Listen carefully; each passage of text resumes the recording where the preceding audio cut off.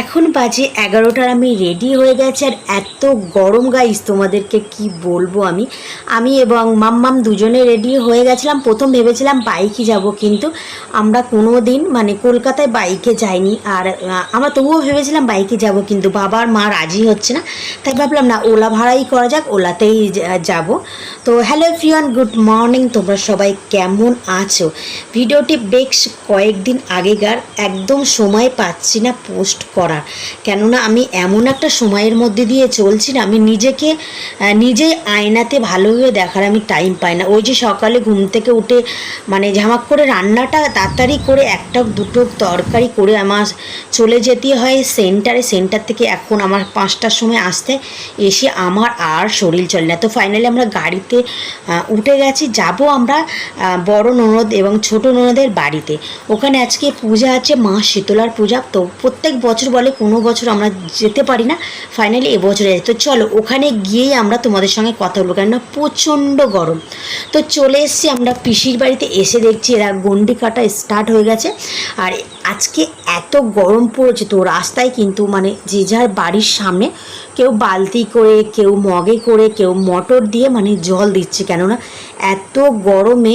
আর এই পাকা রাস্তার, কলকাতা মানে তোমরা আশা করি সবাই জানো যে কেমন গরম। গ্রাম অঞ্চলে গরমটা একটু কম থাকে, যেহেতু গাছপালা মাঠ টাঠ থাকে তার জন্য। আর কলকাতাতে কিন্তু মাঠ এবং মানে গাছপালা খুবই কম থাকে, তার জন্য গরমটা প্রচণ্ড পড়ে। আর আজকের দিনটা নাকি গরমটা প্রচণ্ড পড়েছে, তার জন্যই সবাই জল দিচ্ছে। আর এখানে নাকি এই দেখো আমার মাম্মামকে একটু মানে ওই যে গন্ডি কাটলে তার একটু মানে গার উপরে দিচ্ছে, কিন্তু ও যাবে না। আর এখানে নাকি 1000 থেকে 1500 মানুষ মানে এই মা শীতলার পূজার সময় গন্ডি কাটে। এটা হলো আমার কথা না, যেহেতু আমি তো প্রথম বছর এসছি। এটা হলো আমার জামাইয়ের কথা। জামাই বলছে এবছরে সবচেয়ে কম মানুষ আরও গন্ডি কাটছে। অন্য বছর এত মানুষ গন্ডি কাটে, মানে রাস্তা দিয়ে মানুষ যেতে পারবে না।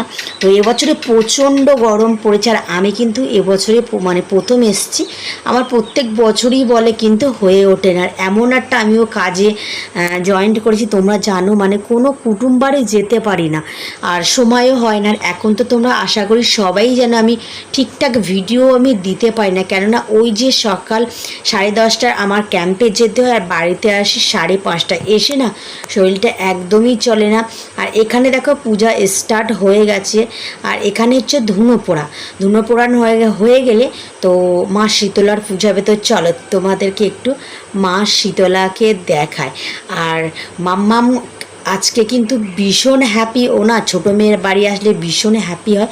তো আমরা সন্ধেবেলা সবাই রেডি হয়ে চলে এসেছি মেলাতে।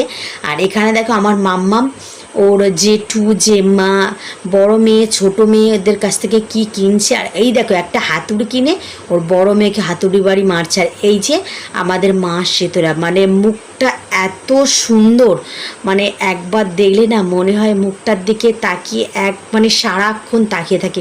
মুখটা এত মিষ্টি, আর দেখো মুখটা দেখলে না সব ভুলে যেতে হয়, মনে হয় এখানে চুপটি করে বসে আর মায়ের মুখের দিকে, মানে এত সুন্দর মুখ। আর এখানে দেখো ছোট্ট বাচ্চাদের হচ্ছে এখানে আঁকা মানে প্রতিযোগিতা। এখানে কিন্তু আজকে হবে মা শীতলার গান হবে রাতের বেলা, আবার ছোট্ট বাচ্চাদেরও নৃত্য আছে। মানে একটা সপ্তাহ এখানে মেলা লেগেই থাকে রেগুলার।